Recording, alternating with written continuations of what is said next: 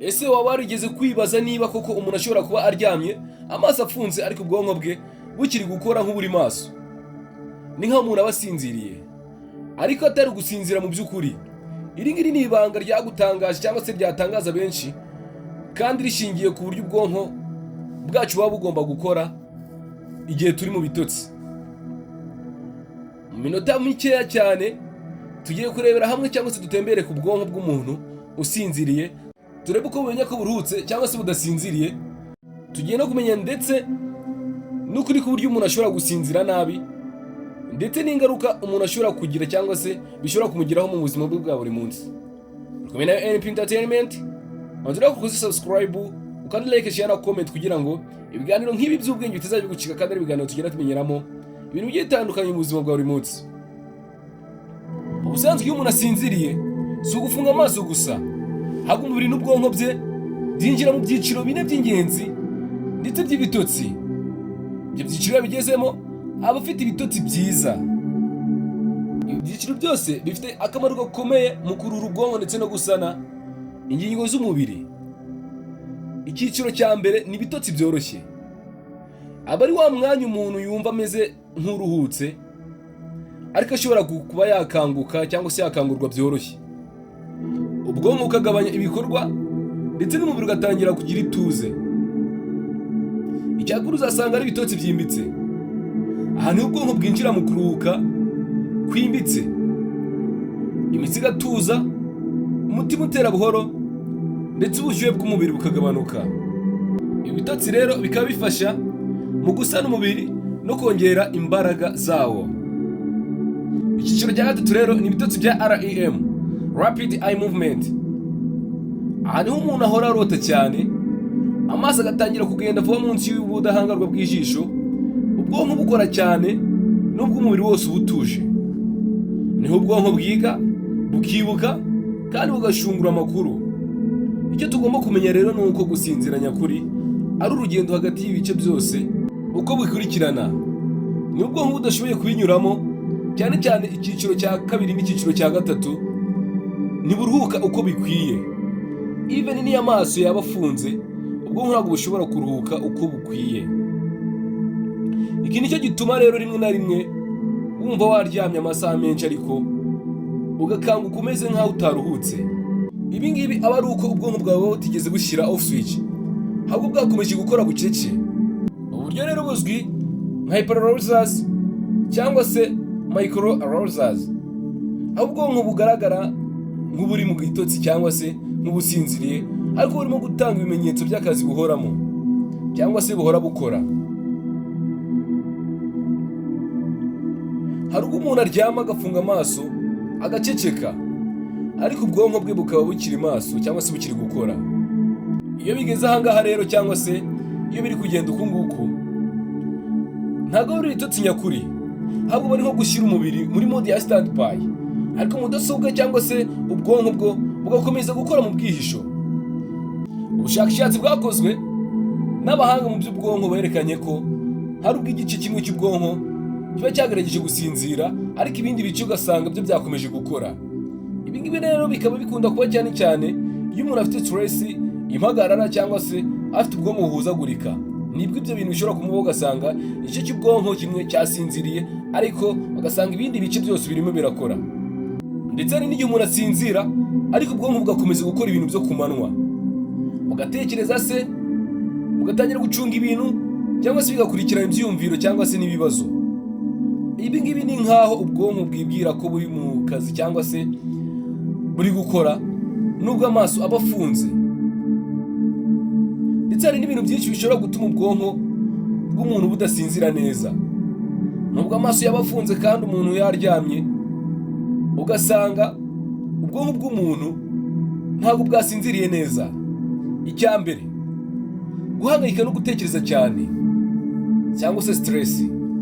Iyo umuntu yaryamye ariko afite ibibazo byinshi cyangwa se afite ibintu byinshi bimumereye nabi, arimo aratekereza mu mutwe we nka gahunda z'akazi, ibibazo by'urukundo, ubukene cyangwa se ibibazo by'umuryango, ubwonko buba bugishaka igisubizo.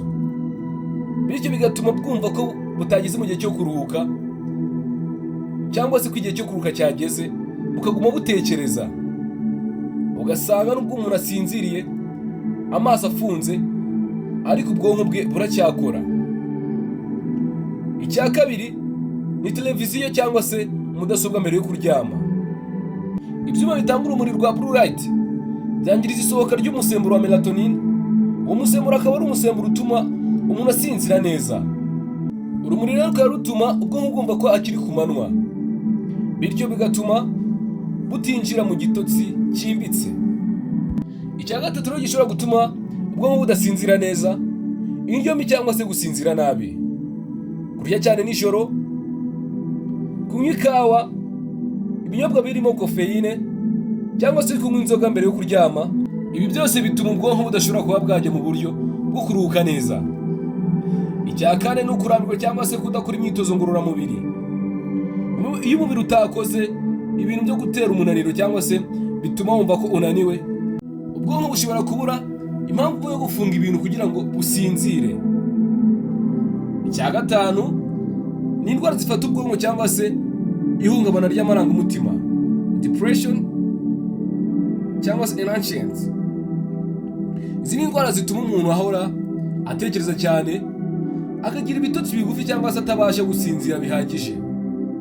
Ibi byose rero byerekana ko gusinzira atari guhera mu gitanda gusa, ahubwo ko bisaba ko n'ubwonko buba bwiteguye kuruhuka kugira ngo umuntu abashe kuba yasinzira neza.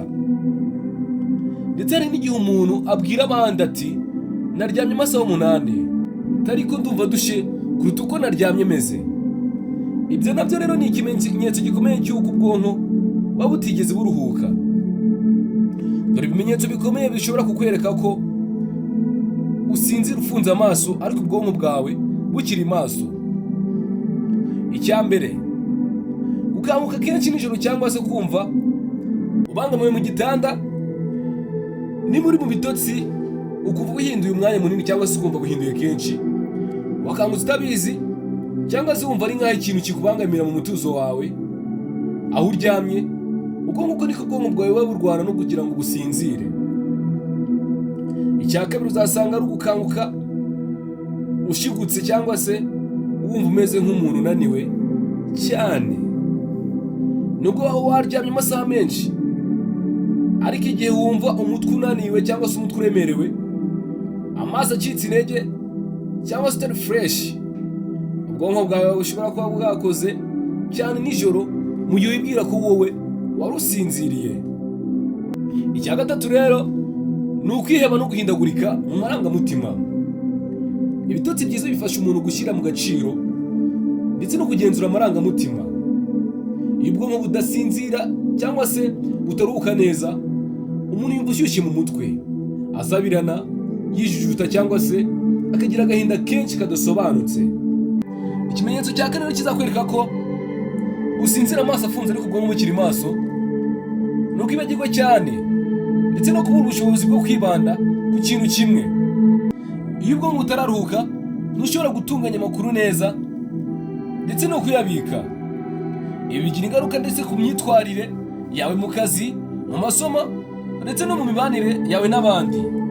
Ikimenyetso cya gatanu ni ukugira indoto zitera ubwoba cyangwa se nightmares, cyangwa se kurira, kuvuga mu bitotsi. Ibi byose ni ibimenyetso by'uko ubwonko bwawe bwirwanaho aho gusinzira. Ibi bimenyetso bikwiye gufatwa nka aramu y'uko ubwonko bwawe buba bukomeje guhangayika n'ubwo amaso yawe afunze. Ndetse ibi ngibi iyo bidakurikiranwe bishobora kubyara ibibazo bikomeye ku buzima bwawe bwose. Iyo ubwonko budasinzira neza, ingaruka ziza gahoro gahoro, ariko nyuma bikazagira ubukana. Ibi ngibi rero ntabwo ari ukwiyumvamo umunaniro gusa, ahubwo bigera no ku buzima bwose, ku mubiri, ku bitekerezo ndetse no ku mibanire. Ubwonko butakaza ubushobozi bwo gutekereza neza. Iyo umuntu ahora asinzira nabi, ashobora gutakaza ubushobozi bwo gufata ibyemezo byiza, gusobanukirwa ibintu cyangwa se kwibuka. Hari n'ubushakashatsi bwerekana ko umuntu usinzira nabi igihe kirekire aba ashobora kugira ibibazo mu mikorere y'ubwonko. Ibi ngibi harimo nko kwibagirwa no kugira intege nke mu bitekerezo. kwiyongera kw'indwara zifata umutima ndetse n'amaraso. Ubwonko budasinzira butuma umubiri utabasha kugabanya umuvuduko w'amaraso cyangwa se kongera imisemburo igabanya umunaniro. Ibi ngibi bikaba byatera ibyago byo kurwara indwara z'umutima, diyabete ndetse n'umuvuduko w'amaraso. Kugabanyuka kw'imbaraga z'umubiri ndetse n'ubudahangarwa, ibitotsi byimbitse bituma umubiri ukora imisemburo isa n'ingingo. Iyo ubwonko budasinzira neza, n'umubiri ntusinzira neza, bityo bigatuma umuntu ahora arwaragurika, atagira imbaraga ndetse agira uburwayi budakira neza. Ingaruka ya kane ni ihungabana ry'amarangamutima. Iyo ubwonko budasinzira neza, umuntu agira amarangamutima adafite umurongo. Aba ashobora kurakara bya hato na hato, kugira agahinda cyangwa se gutakaza icyizere. Ibi ngibi nabyo biba bishobora guteza indwara zifata mu mutwe nk'agahinda gakabije, depression cyangwa se ubwoba, anxiety. Ingaruka ya gatanu, kugira isura y'ubukure mbere y'igihe. Umubiri udasinzira neza ugera igihe ukerekana ibimenyetso by'igihe, uruhu rutakaza ubwiza, umusatsi ukagabanyuka ndetse n'amaso akagaragara cyane nk'aharushye. Mu by'ukuri gusinzira nabi ni nk'uburuzi butagaragara, ndetse bukaba buzana ingaruka bucece cyangwa se gake gake, ariko bigatuma ubuzima bwawe busubira inyuma gahoro gahoro. Ariko nubwo gusinzira neza biba bishobora kugorana mu buzima bwa buri munsi, hari ibintu byoroshye umuntu ashobora gukora kugira ngo afashe ubwonko bwe kuruhuka neza. Muri iki gihe asinziriye, agasinzira mu buryo bufite ireme. Ikintu cya mbere uzakora kugira ngo ubwonko bwawe bubashe kuba bwaruhuka neza, kugira igihe gihoraho cyo kuryama ndetse no kubyuka. Kwiyemeza kuryama isaha imwe buri munsi ndetse ukabyuka ku gihe. Ibyo ngibyo bituma ubwonko bugira umucyo cyangwa se bugira umurongo bugenderaho. Ubuzima bw'ubwonko bukubakira ku mikorere yisubiramo, kubera ko n'ubwonko burya buba bwubakiye akenshi ku mikorere igenda yisubiramo. Ikintu cya kabiri uzakora, gabanya gukoresha telefone na televiziyo byibura iminota 30 mbere yo kujya kuryama, kuko ibyuma bitanga urumuri rwinshi bituma ubwonko butekereza ko hakiri ku manywa. Gushyira telefone kure yawe igihe uryamye, kwishyira kure y'igitanda, gukoresha ibitabo bisanzwe biba bishobora gutuma ubwonko bwawe buhindura mode, bukumva ko nibura ugiye kuruhuka. Ikintu cya gatatu uzakora kugira ngo ubwonko bwawe bubashe kuba bwaruhuka neza, kora imyitozo ngororamubiri ku manywa. Imyitozo ituma umubiri uruhuka ndetse umubiri ukarekura imisemburo irwanya stress, kandi ituma ubwonko bwumva ko bukwiriye kuruhuka nijoro. Icyakora wirinda imyitozo ikomeye cyane nijoro, kuko ishobora gutuma ubwonko bwawe bwumva ko atari ukuruhuka, aho kugira ngo butekereze ko ari ukuruhuka, ahubwo bugakanguka, ukaba wabura n'ibitotsi nijoro, bikaba byakugendekera kwa kundi. Igihe ugiye gukora imyitozo yo gutuma uryama, kora imyitozo yoroheje kugira ngo ubwonko bwawe bwumve ko buri kuruhuka. Ikintu cya kane uzakora kugira ngo ubwonko bwawe buruhuke neza, irinde kurya ibiryo byinshi nijoro cyangwa se kunywa ikawa nyinshi nyuma ya saa 12 z'umugoroba. Ukoresha indyo nziza yoroheje ituma igogora rigenda neza, bizafasha ubwonko kudahuza urugamba rw'umubiri nijoro. Unibuka ko ikawa na soda zifite kofeine biba bishobora gutuma ubwonko bwawe burwanya ibitotsi. Ikintu cya gatanu uzakora, fata akanya gato ka meditation cyangwa se gusengera mu ituze mbere yo kuryama. Kwitekerezaho buhoro, gusenga cyangwa se kumva umuziki ucecetse gakeya cyane. Ibi ngibi bituma ubwonko nabwo bumanuka buva mu rwego rw'imitekerereze yo hejuru ikomeye bukajya mu ituze. Ikintu cya gatandatu uzakora, irinde guhora na stress. Shaka igihe cyo kuruhuka ndetse no gutembera. Nubwo ubuzima buba bushobora kuba buvangavanze cyangwa se butoroshye, ni ingenzi gufata umwanya wo gutuza no gutekereza mo gake gake. Ugatekereza gahoro gahoro, ariko ugatekereza nanone ufite amahoro. Niba bishoboka ujye wirinda ibihe bikurambya mu mutwe mu masaha ya nyuma ya nimugoroba, kuko ibi byose bizagufasha kuruhuka neza ndetse no kugira ituze.